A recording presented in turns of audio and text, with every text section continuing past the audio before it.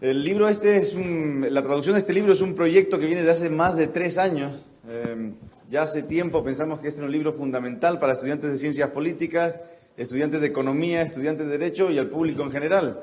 Y ha sido un proyecto que nos ha llevado, pues, ya digo que 3 años, traducirlo, retraducirlo, refinar la traducción, escribirle un prólogo y por fin hoy estamos muy felices de presentarles este libro. El libro ha sido traducido en parte en España por Mariano Vaz Uribe y en parte aquí en Guatemala por Eduardo Fernández Luña, profesor de esta universidad, de EPRI, a quien casi todos ustedes conocen. Y el prólogo lo realizó ya hace bastante tiempo el profesor Miguel Bastos Boubeta. Así que qué mejor que tener aquí hoy a Eduardo Fernández para presentar a su maestro Miguel Ancho Bastos Boubeta. Eduardo.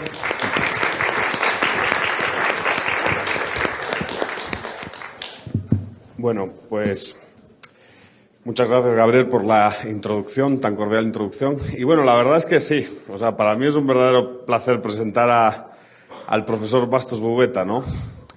Yo era un joven universitario en el segundo año de la carrera de Ciencias Políticas, un tipo un poco desviado a la izquierda, y cuando conocí al profesor Bastos en la materia de Políticas Públicas, él es profesor titular de la Universidad de Santiago de Compostela y doctor en Ciencias Económicas y Empresariales. Él ocupaba la cátedra de Políticas Públicas, cátedra que aún ocupa, cátedra que sirve para despertar el debate, la discusión, la pelea entre los estudiantes. Y durante unos meses aguanté la pelea lo mejor que pude. Pero al final, y gracias también al compromiso que siempre quise tener con mis años de formación universitaria, empecé a estudiar todos aquellos libros que el profesor Bastos me iba dosificando, ¿no? El primero, jamás se me olvidará, La economía en una lección, de Henry Hazlitt. El segundo, Camino de servidumbre, de Hayek. Y luego llegué a este autor, no a este libro, porque no leía también en inglés, leí La ética de la libertad, de Murray Newton Rothbard. Entonces, quieran que no, pues él, hasta cierto punto, modificó mi visión del mundo, modificó mi visión de las relaciones humanas, y es algo por lo que le estoy profundamente agradecido. Posteriormente, el profesor Bastos también me ayudó a seguir con esta carrera universitaria, ¿no? De él puedo decir muchas cosas, pero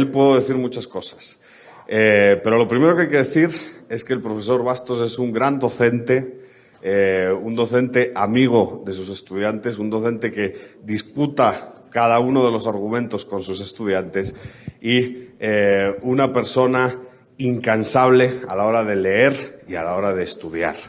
Es por ello que no me sorprende que el prólogo de este libro, un libro de Murray Newton Rothbard, uno de sus autores favoritos, haya sido escrito por el profesor Bastos, ¿no? Para la Universidad Francisco Marroquín, también yo creo, es algo que Gabriel ya ha dicho, es un verdadero placer tener con nosotros a Bastos hoy, ¿no? Así que espero que durante los próximos minutos disfrutemos de la políticamente incorrecta actitud de este gran profesor. Profesor.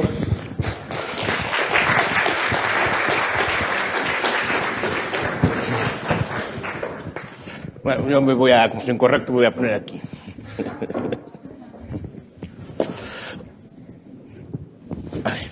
Bien. Como bien dice Eduardo, buenos días. Como bien dice Eduardo, este autor a mí me interesa mucho, Yo también como Eduardo era izquierdista de joven. Y bueno, mi obra al principio se dedicaba al tema de la administración pública y a la gestión pública y a temas de estudio de administración, ver cómo el Estado podía ser más eficiente, más eficaz, me dedicaba a este tipo de temas. Alguien me habló, leí un libro sobre privatizaciones, un tema que me interesaba, que había un señor en América, recuerdo yo hace muchos años, que se llamaba Murray Rothbard, que defendía una especie de anarquía total, y para mí aquello me sorprendía mucho, y no le hice mucho más caso, pero fue la primera vez que lo había citado, en un libro sobre privatizaciones. En el caso extremo es un Murray Rothbard que en sus libros defiende esto. De allí a unos años apareció el primer libro de Murray Rothbard traducido al español, que era La ética de la libertad, si no recuerdo mal. Y también, no sé por qué casualidad, cayó en mis manos y lo leí. Pasé, me acuerdo, el verano, debió ser el año 96, leyendo ese libro, y un libro que a mí me sorprendió mucho. Después, más o menos, se dio mi conversión al liberalismo.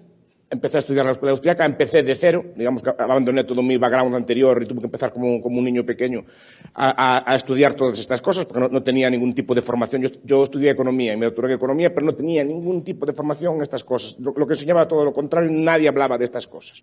Y empecé a estudiar en la escuela austríaca y el primer ensayo que yo hice dentro de esta tradición, fue unos años después, fue un ensayo sobre el pensamiento político de Rothbard, que es un autor que a mí me interesó, desde lo que me fascinó. En España había algunas traducciones de Mises, en la Fundación Ignacio Villalonga de Valencia, de la Acción Humana. Unión Editorial aún había editado buena parte de sus libros, no sabía ni que existía Unión Editorial. Había algunos libros de Hayek, sobre todo El Camino de Servidumbre, y alguno más por ahí suelto, en ediciones muchas veces argentinas o así, que eran de muy difícil acceso, que no solo se conseguían en bibliotecas universitarias y buscando bien, porque estaban normalmente escondidos bajo llave o escondidos en sitios extraños, no era fácil conseguir. Y empecé a estudiar a Murray Rothbard. Y es una persona que me fascina y me sigue fascinando. Cada vez que lo leo y lo releo, me fascina. Es un autor... Yo a veces, leo, como dice Eduardo, tengo, no sé si un vicio o una virtud, leo mucho, a lo mejor leo demasiado, pero leo más de un libro al día. Entonces, quiero decir, todos los días, es una costumbre que tengo desde hace años. Uno mínimo, dos o tres cuando puedo, cuando tengo el día libre. Pero no es jactancia, pero a veces yo por tanto leo mucho, o leo demasiado, pero hay semanas que leo a lo mejor 10, 12 libros y no aprendo nada. Pero en cada una de las páginas de este libro aprendo como por 10 libros de las otras. Y no es una putada. Ustedes lo podrán comprobar si lo leen. Es que es fascinante. Cada página te da un argumento nuevo. Cada página te desmonta la anterior. Es un libro fascinante. Este y todos, en general todos los de él, pero este especialmente. Este libro no fue concebido originalmente como libro independiente. Esta es la tercera parte de su Main Economy and State, que se llama El hombre, la economía y el Estado, de la cual hay traducción parcial. Hay traducción parcial en Argentina y ahora hay un volumen traducido también al español en Unión Editorial. Pero es decir que es la tercera parte. Rothbard lo concibe como la tercera parte de su magna obra. Magna obra escrito en una edad muy joven, que él escribió este libro con 37 años. No lo escribió, no es una obra de madurez, es una obra de juventud. A él le encargaron un pequeño libro, un memorándum sobre los principios de la ciencia económica, empezó a escribir, y le quedó un libro de cerca de 1.100 páginas o cerca de 1.000 páginas, depende de la edición. Y este libro es la tercera parte, que puede ser leída como un libro independiente, porque fue editada como un libro independiente, porque si se editaba todo junto quedaba muy gordo. Pero debe ser leído también en el contexto del resto de su obra, no es independiente del resto de su obra. Pero justifica su edición separada, porque es el libro más completo que conozco yo sobre políticas públicas. Después hablaré un poco de él. Rothbard es un autor muy interesante, no sé si lo conocen, ya murió, nació en 1926, creo que en Nueva York. Siempre fue un heterodoxo, él presume de haber sido toda la vida anarquista o liberal clásico. De joven aún no había asumido la anarquía, después relativamente a los 20 y tantos años asume ya el anarcocapitalismo. Él es el fundador del anarcocapitalismo moderno. O sea, la idea de que el Estado no hace falta y que la forma de organizar una sociedad anarquista no puede ser como lo plantean los anarquistas de izquierda o como plantean los anarquistas ecologistas que vinieron después, sino que, a diferencia de los anarquistas, él dice que la única forma posible de organizar una sociedad anarquista es a través del capitalismo de libre mercado, frente a los anarquistas colectivistas que proponen una suerte de anarquismo, pero compuesto por comunas o por instituciones comunistas. Y él critica eso. Eso sí, Rothbard, en su teoría del Estado, lo que hace es asumir completamente la teoría del Estado anarquista. Pues también hablaré de eso. Les digo, él se hace anarcocapitalista, empieza a estudiar en la Universidad de Columbia, él es doctor por la Universidad de Columbia, tuvo problemas incluso con su tesis, tuvo discusiones con su mentor por el tema de la tesis. Hizo una tesis sobre el gran pánico de 1819, si no recuerdo mal. Y empieza a trabajar A ver, los austriacos en general, los austriacos primitivos, los austriacos sobre todo del siglo XX, no los clásicos, Menger o von Baber llevaron unas vidas relativamente cómodas. Menger como profesor de la Universidad de Viena, von Baber también como profesor de la Universidad de Viena y a su vez ministro de Hacienda de Austria. En cambio ya los austriacos del siglo XX como Mises, como mismo Rothbard, como Hayek, no llevaron vidas especialmente buenas en el ámbito académico. Rothbard siempre dio clase en una escuela de comercio. Nunca dio clase en una gran universidad, ni tenía una gran cátedra, ni tenía nada así. Mises nunca llegó a tener un puesto permanente en la universidad.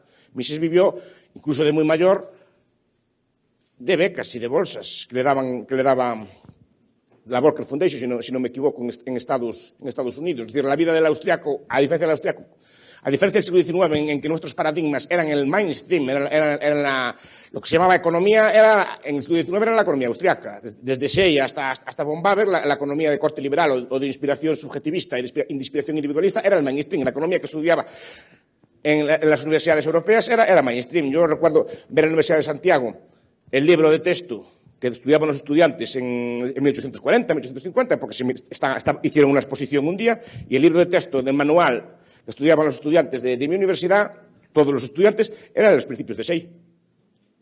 Y ahora todos estudian en Samuelson. Es decir, hubo una involución clara en la economía en este siglo. Pues si en el siglo pasado vivían bien los economistas, o sea, eran mainstream, eran profesores, digamos, de orden, de respeto, eran invitados a todas las cosas, el siglo XX vio una marginalización absoluta, hasta finales de siglo, de la economía austriaca, de tal forma que el economista austriaco, antes mainstream, ahora pasa a ser una especie de ser apestado, una especie de ser molesto, al que hay que negarle el pan y la sal, al que incluso pues, negarle la posibilidad de enseñar. Hayek, por ejemplo, nunca le dejaron enseñar en la Facultad de Economía de Chicago, lo mandaron al Departamento de Filosofía Moral y Política, cuando su obra toda, hasta ese momento, había sido principalmente una obra de teoría económica, que después le valió el premio Nobel. Entonces digo, Rothbard es un ejemplo ya de la marginalización de la economía austriaca. El mejor de los austriacos, que para mí es él, es uno de los, por lo menos de la segunda mitad del siglo XX es él, porque Mises ya escribió su gran obra antes. Pues es un profesor que pasa toda su vida en una universidad de secundaria, en un puesto secundario en esa universidad, dando clases por las tardes a aprendices de una escuela de comercio y una cosa muy menor, en un público que no estaba en absoluto interesado en lo que él estaba diciendo. O sea, fue una vida en ese aspecto, hasta que al final de su vida consigue una plaza ya de profesor, o sea, una plaza de profesor titular en la Universidad de Las Vegas, donde después bajan Hermann Hoppe y otros autores de esta escuela. Pero digo que su vida no fue una vida fácil en lo académico. Es la vida de una persona que siempre va a contracorriente, siempre está marginalizado y que escribe su gran obra, porque él combina todo. Entiendo que correctamente no hace fronteras entre las ciencias sociales. Creo que uno de los grandes errores de nuestro tiempo es la departamentalización. Quiero decir, los profesores estamos agrupados en departamentos de economía, de política, sociología o de derecho, de lo que sea, y no podemos hablar de otra cosa que no sea de lo nuestro. Y solo somos competentes supuestamente para hablar de lo nuestro. Cuando salimos un poco de esa frontera, ya nos critican, usted que sabe de esto, usted que no habla de esto, etc. Pues él quiere borrar las fronteras de ciencias sociales y las ve de una forma integrada. Y sobre todo en este libro integra perfectamente lo que es la política, lo que es la economía, incluso lo que es la filosofía política, la filosofía moral, incluso incluye elementos de sociología. Y los integra perfectamente, porque en la vida real esas separaciones que hacemos nosotros son difícilmente hechas. Es muy difícil entender la economía sin entender la política. Y es muy difícil entender la política sin entender la economía. Y eso es lo que muchos de nuestros colegas no entienden, porque no entienden que está todo, a día de hoy, está todo imbricado, está todo mezclado. Lo que llamamos economía son una especie de entes socializados llamados bancos centrales, ministerios de economía o ministerios de comercio que regulan la vida económica. Y a su vez, la política está muy constreñida por lo que marcan las leyes económicas. De hecho, los gobiernos tienen que ceder muchas veces a hacer lo que les gustaría hacer simplemente porque las leyes económicas se lo impiden, porque arruinan a los países. Y esto lo entiende muy bien. Y de hecho, este libro es un libro que mezcla ambas cosas, política y economía. Digo que la vida de Rothbard fue una vida, bueno, fue una vida de activista político, porque él también A diferencia, por ejemplo, de su maestro, Mises, aquel que conoció en la Universidad de Nueva York, también un poco de casualidad. Mises estaba exiliado en Nueva York después como consecuencia de la Guerra Mundial, que fue perseguido por ser judío por los nazis, y tuvo que escapar en un viaje así un poco muy curioso. Tuvo que escapar en autobús de los nazis, casi lo pillan, y si lo pillan lo fusilan. No había piedad con él. Y escapó, llegó a Nueva York sin dinero. Allí Henry Hazlitt le buscó unas becas y dio clase, y daba clase en la Universidad de Nueva York. Y allí, por casualidad, lo encontró Murray Rothbard en su seminario. Y allí empezó a hablar con él, y empezó a discutir con él, y fue donde él, digamos, adquirió un background austriaco mucho más profundo. Y tuvieron una relación más o menos constante hasta el fin de su vida, pero el propio Rothbard llegó a criticar a su maestro también, por blando. Y así debe ser, así los estudiantes deben corregir a sus maestros cuando se desvían de la ortodoxia. Que a mí se defendía así, cositas así, un poquito de Estado y esas cosas así, y decía, no. Corregía al maestro por su método y sus cosas así. Entonces, llevó una vida de activista político. Él osciló. Él estuvo de joven en la derecha más extrema, estaba en el partido de los estados de Thurmond, si no me equivoco mal, de Thurmond. Era un defensor de los derechos de los estados, en el sentido de que defendía pues, la autonomía del sur. Eran partidos que defendían la segregación racial. Y a Rothbard le gustaba. No porque defendía la segregación racial, sino porque defendía los derechos de los estados. Decía que frente al Estado central era bueno que hubiera estados como Carolina, como Luisiana, como lo que fuera, que le plantaran cara, que no pudiera estar el poder nunca centralizado. Y no le gustaba la segregación racial, obviamente, pero le gustaba la idea que subyacía detrás de aquel principio. Rothbard siempre defendió este tipo de aspectos. Él, por ejemplo, llegó a decir que la aportación principal de la teoría política española de todos los tiempos eran los fueros. Lo dijo una vez, los fueros tipo Navarro, los fueros viejos de Castilla, los fueros viejos de Galicia, es decir, las leyes viejas que impedían que el Estado frenara. El Estado, antes de tomar una decisión, tenía que consultar fuero por fuero, y eso frenaba mucho el poder estatal. Entonces, a él le gustaba mucho. Empezó, repito, de ese partido, después fue un republicano.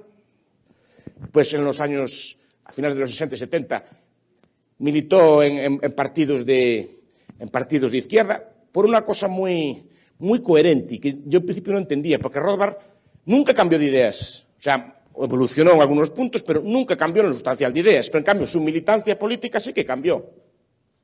Dicen, ¿cómo puede ser eso? Que una persona pues tan libertaria, tan anarcocapitalista, pues pase de estar un momento en partidos que se situarían en el extremo derecho, lo que entendemos por derecha de la política, en los años 70 pasa a militar con partidos que están muy próximos a la extrema izquierda, y después al final de su vida vaya de nuevo a partidos de derecha. Al final de su vida era asesor económico de Pat Buchanan, que era el ala derecha del... Cuando murió, él estaba asesorando a Pat Buchanan, si no recuerdo mal, que era el ala derecha del Partido Republicano. ¿Y cómo puede una persona cambiar tanto? Y dicen así, no cambió. Él era coherente. Él era un enemigo del Estado. Y se aliaba en cada momento con los partidos que eran enemigos del Estado. ¿Y por qué, por ejemplo, se alió con este señor? Pues repito, porque él defendía una postura que en el fondo atacaba al Estado. Y en los años 70, ¿por qué se pasa a la izquierda? Se pasa a la izquierda porque en aquel momento es la izquierda que ataca al Estado. Rothbard tenía un punto central en todo su pensamiento. Y el enemigo principal era la guerra.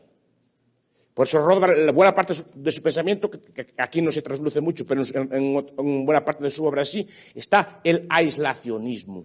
Es decir, que el Estado americano sobre todo, no debe renunciar al imperialismo y debe renunciar a cualquier tipo de guerra externa. Y dicen por qué. Sea en el nombre de la democracia, él se opuso a la Segunda Guerra Mundial.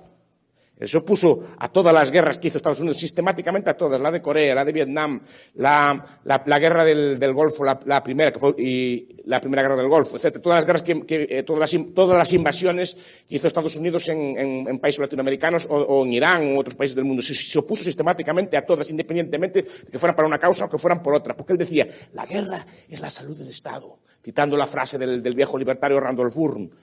La guerra es la salud del Estado. Decía, ¿Qué es lo que engorda al Estado? ¿Qué es lo que hace fuerte al Estado? La seguridad social no, lo que hace gordo al Estado es la guerra. Entonces hay que atacar la guerra porque la guerra es donde se nutre el Estado, y atacó sistemáticamente todas las guerras. Y por eso en los años 70 vio que la derecha apoyaba la guerra del Vietnam, y él se pasa a la oposición izquierdista contra la guerra de Vietnam. En aquel momento eran ellos los que luchaban contra el Estado, porque veía bien que de esa guerra iba a venir inflación, como vino, iba a venir gasto social, porque normalmente el gasto social y la política social va al mismo par que las guerras, porque es muy difícil legitimar una guerra si al mismo tiempo no le das algún tipo de dulce o caramelo al pueblo, que fue lo que hizo Lyndon Johnson, al mismo tiempo que invadía Vietnam. Instauró la llamada guerra también contra la pobreza, y Rothbard se oponía también a ese tipo de guerras, y que después derivó en inflación y, por ejemplo, en el abandono del oro, en el abandono del patrón oro en el año 71 por Nixon, precisamente como consecuencia de estas derivas de guerra, porque él lo ve muy bien, porque la guerra después conduce a desórdenes monetarios, la guerra conduce a desórdenes políticos, es decir, que incrementa el poder del Estado. Y él lo vio siempre así. Y al final de su vida, como vio que lo único también que se oponía realmente a las políticas expansionistas era Pat Buchanan, pasó a apoyar a Pat Buchanan, sin importar que fuera una especie también de maldito, marginado en la política norteamericana. Entonces Rothbard tiene un pensamiento claro que aquí se plantea. O sea, esta obra de Rothbard es coherente con lo que estoy diciendo, con su odio radical al Estado, con su ataque radical al Estado. ¿Y por qué? Rothbard en este libro nos plantea de forma práctica, no de forma teórica, una visión predatoria del Estado. La idea predatoria del Estado, la sociología predatoria, las teorías predatorias del Estado, son unas teorías antiguas en el pensamiento político. Son muy antiguas. Están en el centro de estudios Ibn Khaldun, supongo que coge el nombre de Ibn Khaldun, que era un pensador árabe del siglo XIV, nos plantea una visión predatoria del Estado. Es decir, nos dice que el Estado es conquista, el Estado es guerra, el Estado básicamente consiste en una banda de bandidos que conquista un territorio y pone tributo. Y digo, ¿qué cosa más bárbara dice usted, profesor Bach? Vamos a ver. Como decía yo en la clase, vamos a ver. ¿Quién me sabe decir por qué Francia se llama Francia y no Galia?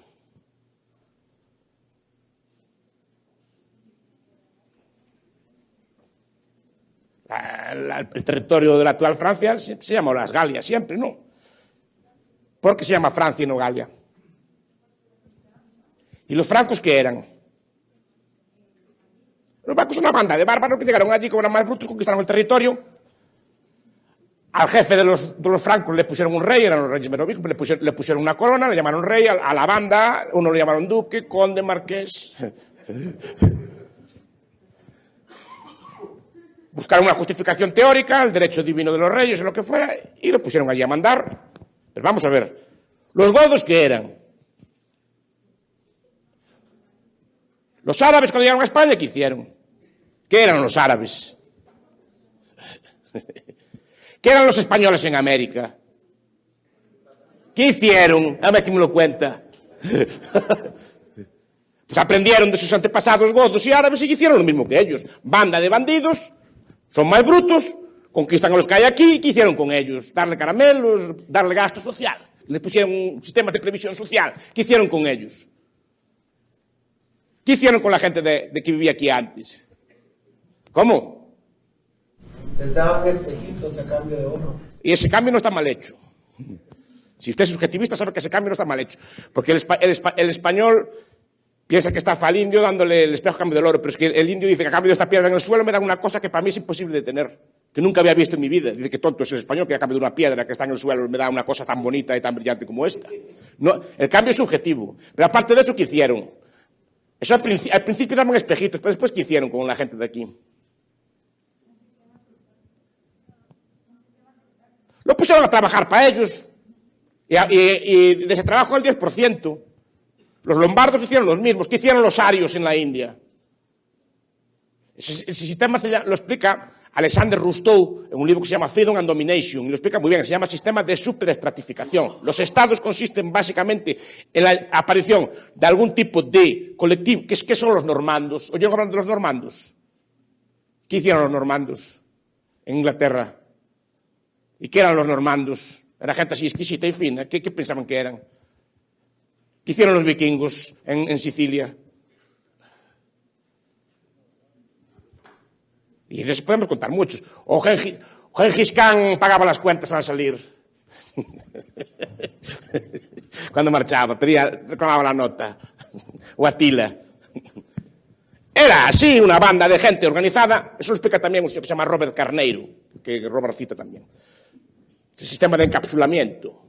Es decir, normalmente en sitios encapsulables, valles que se puede cerrar la salida para que la gente no escape, lo que hace normalmente es que llegaba algún tipo de horda bárbara, conquistaba aquel territorio, se superestratificaba por encima de los que había, y esa nueva casta le ponía tributo al resto. Decía, a partir de ahora vais a trabajar todos para mí y me vais a dar el 10% de lo que ganéis. Eso es la visión que tiene el del Estado. Él no cree en eso del contrato social, como Buchanan y esta gente toda así. Él da una visión, digamos, más predadora del Estado.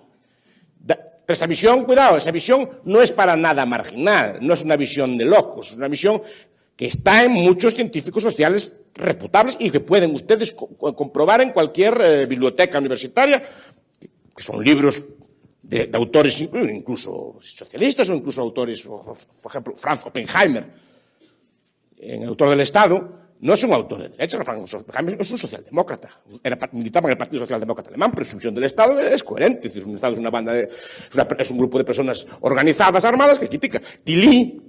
Charles Tilly o Michael Mann, por ejemplo, no son autores de izquierdas, no son autores en el resto de su obra son autores de izquierdas que defienden los movimientos sociales así, pero no les quita la honradez de decir cómo nace el Estado. Y además, todos los anarquistas clásicos, Bakunin, Kropotkin, Malatesta, todo eso, la visión del Estado es calcada a la nuestra, calcada, es la misma. Ustedes leen a Hoppe y leen, por ejemplo, a Kropotkin, y es lo mismo. Grupo de personas organizadas que predan y roban a los demás. La teoría predatoria del Estado. Otros defienden teorías de otros tipos. Pero digo que él es coherente con esa visión, repito, que no es una visión para nada marginal. Hume dice lo mismo. Hay un español que se llamaba Alonso de Castrillo que dice también lo mismo, el Tratado de República, en el siglo XVI, que dice que el Estado también es otra banda de bandidos. Y Khaldun dice lo mismo. Bertrand de Juvenel, en El poder, dice lo mismo. Jadot, que nuestro enemigo el Estado, también dice lo mismo. Es decir, es una idea que yo creo que es la históricamente más correcta. La idea de que un contrato social originario, que un día cedimos nuestra soberanía, nos dimos la mano, no está historiado en ninguna parte que se diera. Nunca yo vi que alguien historiara semejante pacto. Más bien surgen elementos de este. Entonces, la visión de Rothbard fue siempre coherente con esto. No es el Estado como un ente benéfico, como un ente bueno que defienden incluso algunos liberales, ¿no? Como una cosa que trae el bien, que trae el orden, que trae la paz, y como decía así Stuart Mill, que el Estado es sinónimo de desarrollo y de progreso. Ahí donde avanza el Estado, avanza. Pues no, señor. El Estado es una banda de coerción y se comporta siempre como tal banda de coerción. Y él lo aplica a todas las políticas. Ahí está el mérito del libro. Él va viendo una por una todas las políticas, y todas las políticas dentro de ese esquema encajan.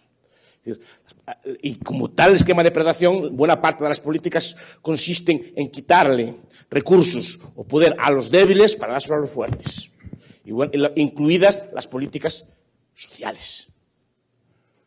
Yo estoy dando un curso ahora de políticas sociales y voy explicando. Mire, vamos a ver, cuando hablamos, por ejemplo, del salario mínimo y estas cosas, el salario mínimo no es para defender al pobre, el salario mínimo es para defender al trabajador y al sindicato ya existentes frente a los trabajadores verdaderamente pobres, que son los jóvenes, pues las mujeres o los inmigrantes. El salario mínimo es una política no para defender al débil, sino para defender al fuerte. Las políticas anti-inmigración son para defender al fuerte frente al débil, etcétera, etcétera. Y todas las políticas que vemos por ahí son políticas de este estilo. Y siempre tienen algún tipo de objetivo predador. Y lo más predador que hay en este aspecto también son los impuestos que se analizan en el libro. Entonces digo, todo el libro está centrado en esta visión predadora. Y por eso nos choca tanto verlo así. Por eso cuando lo lean, espero que lo lean, les va a chocar mucho de lo que dicen, porque dice lo mismo, pero desde una visión completamente distinta. Entonces, esa es la visión de Rothbard, una visión del Estado negativa, es una visión también sociológica. Él es muy deudor de un señor que para mí era un genio, también es una persona muy políticamente incorrecta, que se llamaba John Calhoun, que fue vicepresidente de los Estados Unidos, que escribió un libro, le llamaban el Marx de la clase esclavista, porque era un defensor del sur viejo, del sur, defendía a los amos frente a los esclavos, y era muy incorrecto, pero era una persona de una inteligencia política aplastante. Entonces escribió un libro que se llama Disquisición sobre el gobierno, está traducido al español, y le explica con toda la sinceridad que sabe que esto que estamos diciendo ahora, solo que él no lo ve mal, pero él lo explica. El Estado es una cosa que una clase le quita dinero al resto de la sociedad. Él formaba parte de esa clase y era consciente, y lo dice. Él es un esclavista, él tiene sus esclavos, y a su vez es miembro del gobierno de los Estados Unidos, y intuyo yo que no veía gran diferencia. No sé si me explico. Da una visión muy descarnada, pero era una inteligencia absoluta, y también, siendo consciente de que eso era malo, él quería limitarlo y establecer una serie de principios, pero eso se cita en el libro. Entonces, ¿el libro en qué consiste? Ya como define la política pública, ya lo ve desde un punto de vista predatorio, porque él distingue tres tipos de política pública. O sea, toda actuación del gobierno puede ser encajada en una de estas tres categorías: autista, binaria y triangular. Autista, cuando alguien, a ver, otro aspecto que es interesante es que el Estado no existe.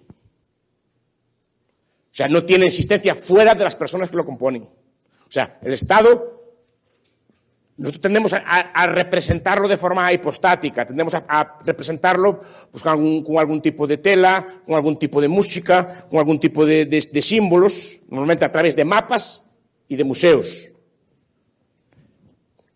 Ese Estado, ese grupo de personas organizadas, extraen el recurso. Pues bueno, ese tipo de personas actúan de tres formas. Una, autista. Ese grupo de personas nos impiden hacer uso de nuestro propio cuerpo o de nuestra propiedad.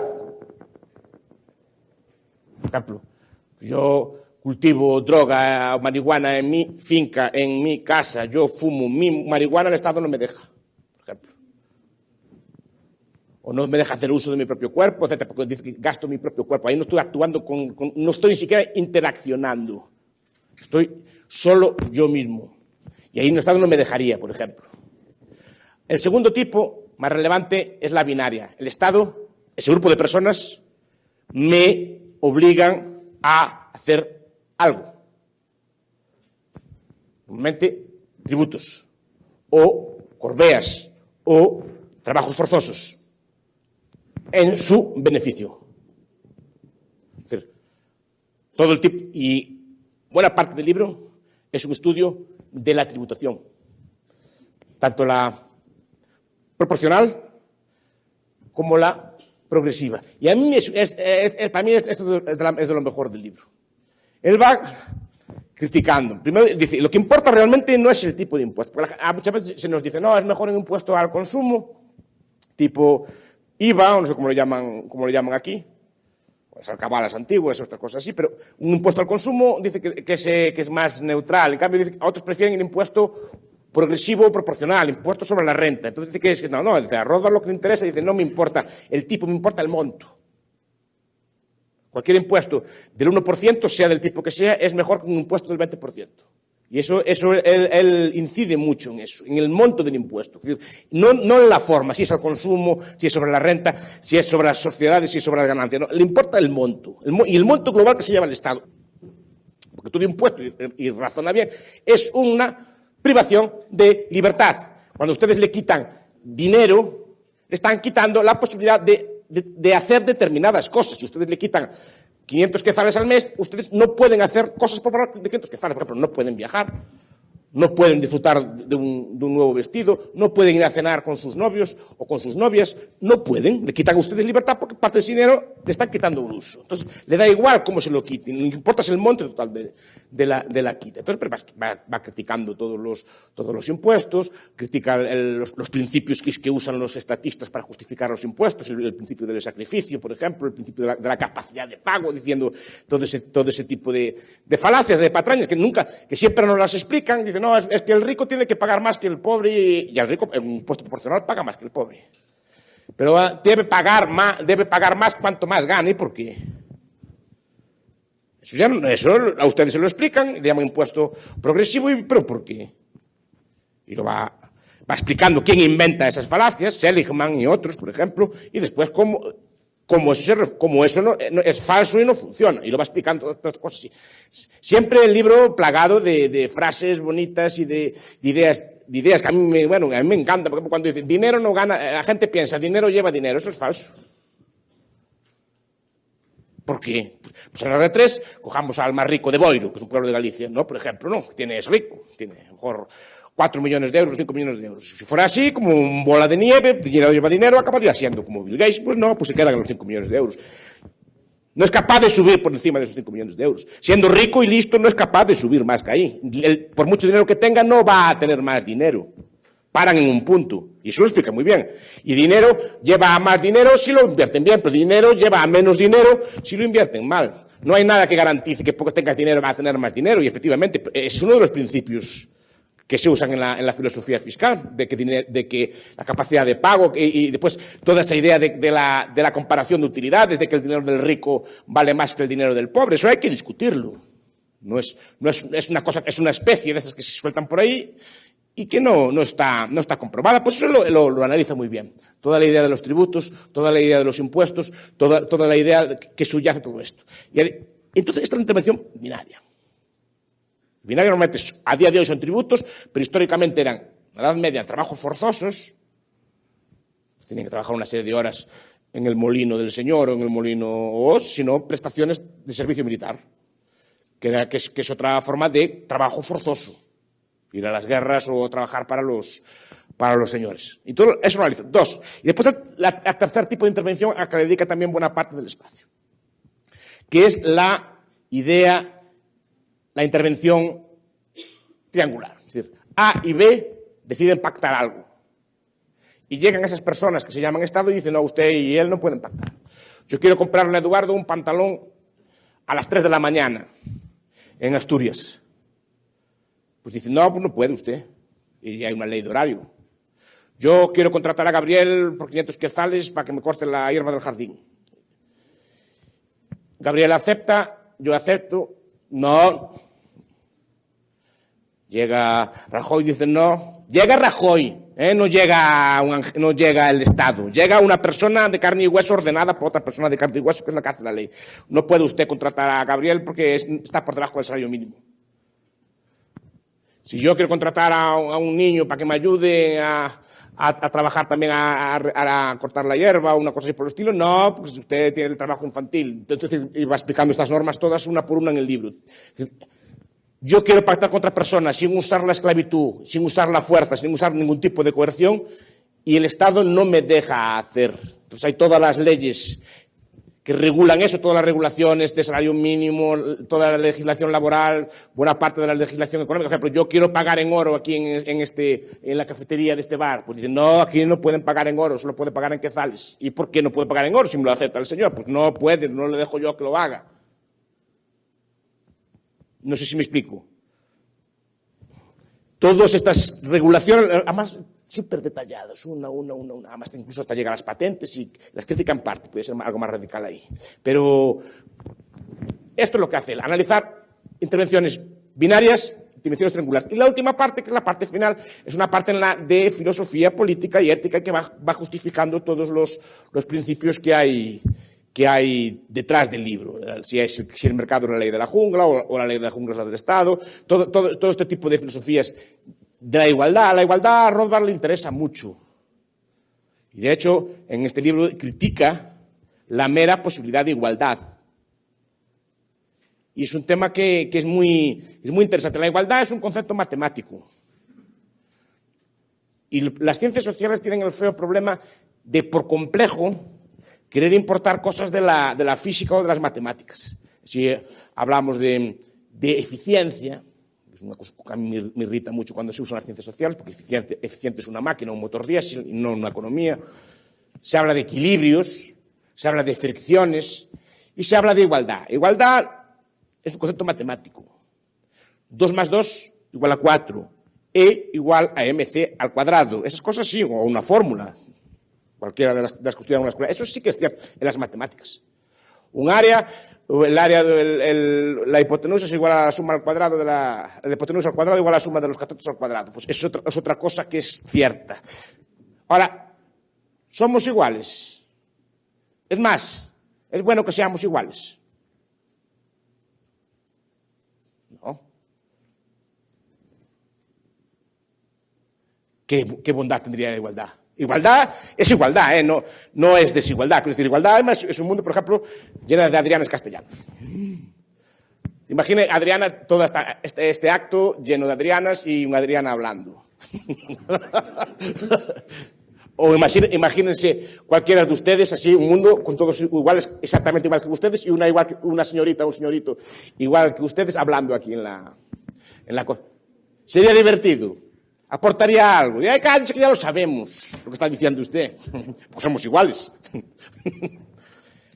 El mundo es bonito porque es desigual, y porque al ser desigual hay diversión, y hay igualdad, y hay división del trabajo, y se produce un montón de cosas.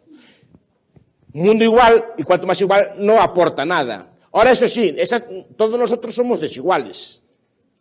Si yo con cualquiera de ustedes me comparo, ustedes me saben hacer una lista enorme de desigualdades. Pues somos desiguales en edad, somos desiguales en sexo, usted es de Santiago de Compostela, nosotros somos de Guatemala, nosotros estudiamos economía, usted no, etc.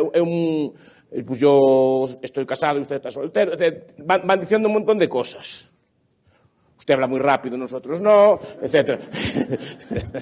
Me van diciendo una serie de cualidades que tienen ustedes y que tengo yo. Bien, esas desigualdades que tenemos son valoradas de forma distinta por las demás personas. Todas esas desigualdades que tenemos son valoradas de forma distinta por las personas en distintos ámbitos de nuestra vida. Ustedes son superiores a mí, por ejemplo, si hay que correr una carrera. Yo voy gordo, voy viejo, entonces no estoy para muchas carreras. Ustedes me ganarían corriendo. Yo a lo mejor, como llevo desde que antes de que ustedes nacieran estudiando estas cosas, pues sé más a lo mejor de Rothbard que ustedes. Es probable que sepa. ¿Pero por qué? Porque antes de nacer ustedes ya estaba estudiándolo él. Y hay muchas otras desigualdades, pues capacidad de oratoria, capacidad de relación social, inteligencia para el comercio, inteligencia abstracta, etc. Y esas desigualdades que todos tenemos, belleza, salud, fuerza física, etcétera, etcétera, todas estas desigualdades son valoradas por las demás personas y nos colocan en cuestiones de rentas, en cuestiones de tipo de cosas, en situaciones distintas. Pero eso, bajo ningún concepto, es injusto. Lo que viene a decir es que el principio de igualdad es un principio que en última instancia llevaría a la tiranía y llevaría a una serie de errores tremendos, y sería la igualdad absolutamente injusta, a diferencia de lo que piensa la gente. Entonces, todo este tipo de principios filosóficos los elabora también en otros libros, están en Internet, un trabajo muy bueno que se llama Igualdad como revuelta contra la naturaleza, que es muy interesante, y lo va desarrollando este libro. Y este libro, repito, condensa muy bien lo que es el pensamiento de Rothbard. Introduce, aunque no lo elabora como en otras obras. Por ejemplo, a mí me gusta mucho la historia del pensamiento económico, que ahí sí que introduce muy bien a los escolásticos hispanos, introduce muy bien, critica a Adam Smith, critica un montón a Marx y un montón de cosas, pero introduce estos elementos. En la ética de la libertad, en general, en todos sus libros va introduciendo este elemento de crítica al Estado y su visión siempre negativa del Estado. Él decía, y acabo aquí, él decía que cada día de su vida, en vez de moderarse, cada día de su vida se hacía más radical y cada día de su vida odiaba más al Estado, no menos. Y aquí les dejo y si quieren alguna pregunta, porque no sé cómo es el criterio. Encantado de saludaros.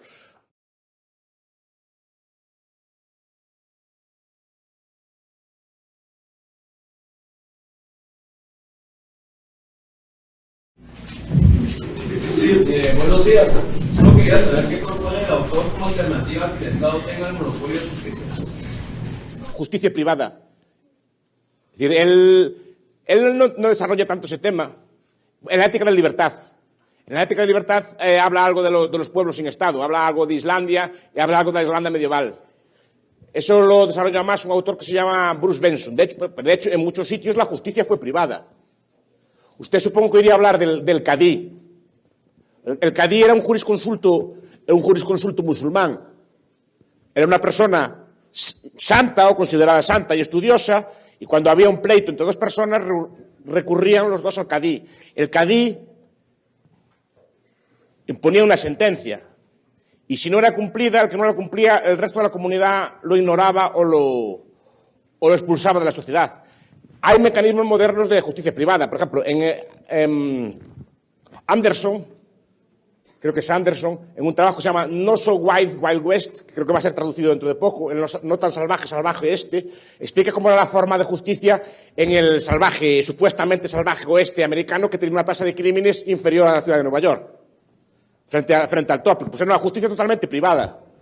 Normalmente la justicia en esos casos se hace a través de personas de respeto, por ejemplo, como hacen los gitanos o como hacen otras culturas. O sea, hay alternativas a la justicia. Y, de hecho, buena parte de la historia fue realizada con justicia no estatal. Si, por ejemplo, va usted a Inglaterra, quien impartía justicia no era el Estado, eran los nobles.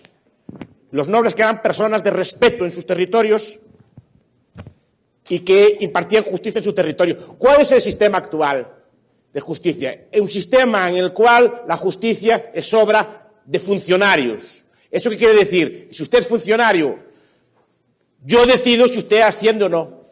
Yo decido su salario y yo a usted le cambio la planta, si me conviene o no. Quiero decir, si usted me está fastidiando usted a mí, creo una fiscalía especial anticorrupción, una fiscalía de menores, creo una fiscalía de lo que sea y le quito a usted el caso. O a usted, si me está molestando mucho, lo mando de juez a Petén. Lo asciendo, le nombro al jefe de la audiencia de Petén. ¿Me explico? Le puedo cambiar a usted la planta. Esto lo explica un señor que se llama Maurice Joly, explicando que la gran trampa de la justicia actual es hacer a los jueces funcionarios y no independientes. Un noble, un santo, un religioso son independientes del Estado a la hora de juzgar. Los jueces modernos forman parte del Estado. Por lo tanto, a día de hoy no hay división de poderes. El Poder Judicial forma parte del aparato de poder y está subordinado al aparato de poder. Y eso es lo que quieren ustedes. Gracias. Es que debido a que estamos hablando del Estado y el mercado, no me quedó claro a qué tipo de igualdad está hablando, si igualdad de derecho o igualdad de bien. Igualdad me refiero que usted es una persona como otra persona y yo no puedo agredirla a usted. A eso me refiero, que hay una intersubjetividad y yo la reconozco a usted y usted me reconoce a mí como seres humanos y no podemos agredirnos. El principio básico es que yo no puedo agredir a otro ser humano. Y en ese aspecto es el principio de igualdad a que me refiero, que todos somos seres humanos. Ahora, usted tiene unas características y yo tengo otras características. Esas características nos van a poner en condiciones diferentes en el mundo, en cada momento y lugar. Pero esa es la igualdad a que me refiero. Es decir, ¿por qué a usted cuando va por la calle le llaman profesor Bastos? Le dicen hasta luego profesor Bastos cuando la venga usted. ¿Le hablan así? No. ¿Y por qué? Porque usted y yo nos diferenciamos. A mí cuando me ven me llaman profesor y a usted le llamarán señorita o profesora o como le llaman a usted, o alumna o como sea. ¿No? Bueno, de esas desigualdades que nos distinguen, que a simple vista sus compañeros ya nos conocen y nos distinguen, son las que nos van a dar resultados distintos. No sé si me explico. Toda esa enorme, seguro que usted es capaz de listar 100, 200, 300, 400 o 1000 diferencias entre usted y yo. Bien, esas diferencias que usted está listando son las que nos dan diferencia en rentas, diferencia en salud, diferencia en simpatía, diferencia a la hora de cobrar un salario. Usted cobrará más que yo o menos, dependiendo de esas calidades que tenga usted, que tengo yo y viceversa. Entonces, es imposible igualar. A eso me estoy refiriendo. Y cuando hablo de igualdad, ¿igualdad en qué? Porque la trampa está que la igualdad siempre se hace en aquello que nosotros no tenemos. A ver si me explico. El intelectual, que es el que elabora normalmente las reglas de igualdad, normalmente un filósofo, un profesor, un cultureta, personas de la cultura, de los literatos y así, hablan de igualdad. Hablan de igualdad en los demás factores, no en los suyos. Es decir, ellos lo que odian es un mundo en el que manden más, o sea, más influyente gente que tiene la capacidad de ganar dinero. Gente que sabe comerciar con patatas, gente que sabe comerciar con carne de cerdo. Y esas personas ganan más dinero que gana él. Y eso a él le revienta mucho. Entonces quiere un mundo que en ese aspecto de la renta todo el mundo gane lo mismo, pero que siga siendo desigual en el ámbito de la cultura. Digamos que lo que quieren ellos es un mundo en el que manden ellos. Quieren un mundo en el que lo que mande sea la desigualdad en cultura, no la desigualdad en renta. Porque de hecho, por ejemplo, la educación, si nos ponemos exquisitos, también podemos igualarla. ¿Sí o no? Pero igualarla ¿en qué sentido? Si usted es muy lista, ¿cuál es la peor universidad que hay en Petén? O allí en medio de la selva. ¿Cuál es la peor que hay? Allí va usted, por ser tan lista. Malo será que en un sitio tan malo, si usted es muy inteligente, no la bajemos algo. Y al revés, si usted es el más burro de la clase, el más vago, más trabajador, a Harvard, al Instituto de Estudio de John Kennedy, la mejor escuela que hay en el mundo. Pues allí la mandamos a usted por ser tan burro. Malo será que un ambiente tan listo, usted no suba algo. Y de esa forma se equilibre, bajando al más listo y subiendo al más burro. ¿Por qué nadie propone eso? ¿Por qué las desigualdades en educación no solo no se reequilibran, no se redistribuyen, sino que se potencian por encima? Porque en el mundo de la educación, aquel que es listo, lo potencian. Si usted es listo, la mejor escuela, la mejor universidad, si dentro de la universidad es la mejor, a Harvard, y si dentro de Harvard es el mejor, le damos una plaza de lo mejor, de catedrático, de lo más pagado. Potenciamos la educación. La riqueza no, sus habilidades de ganar dinero, ¡zaca, zaca, zaca! Hasta igualarlo. ¿Por qué? Porque quien elabora esos libros son culturetas, que tienen inteligencia y educación, y lo que quieren es que lo que manden en el mundo es lo que ellos tienen. Eso nunca hablan de redistribuirlo. Fíjese. Nunca. Solo lo que tienen los otros. Me parece que fue Hayek el que dijo que una medida de coerción siempre es necesaria en la sociedad y que el Estado era necesario para reducir al mínimo la coerción. ¿Qué contestaría Rothbard a ese respecto? Que el Estado no puede eliminar la coerción porque el Estado es la coerción. Y que el Estado, una vez instalado, no tiene freno. Él mismo lo dice. Porque una vez que el Estado, básicamente, lo que consiste es un monopolio. No es coerción hay. Coerción hay en esta clase. Por ejemplo, si alguno de ustedes alborota, estos caballeros que hay por aquí lo acompañarán a ustedes amablemente a la salida. No sé si me explico.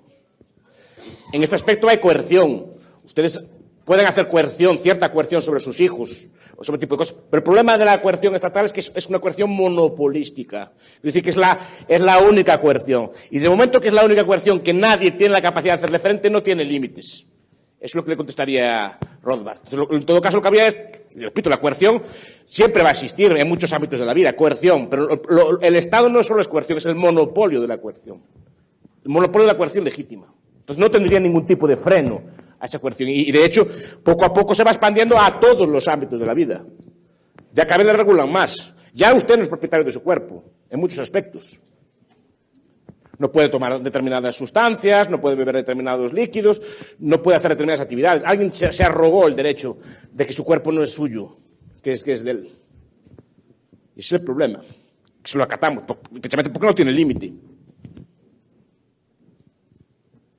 Tiene un capítulo Hayek en Camino Civilismo que se llama ¿Por qué los malos se ponen a la cabeza? Yo se lo recomiendo también.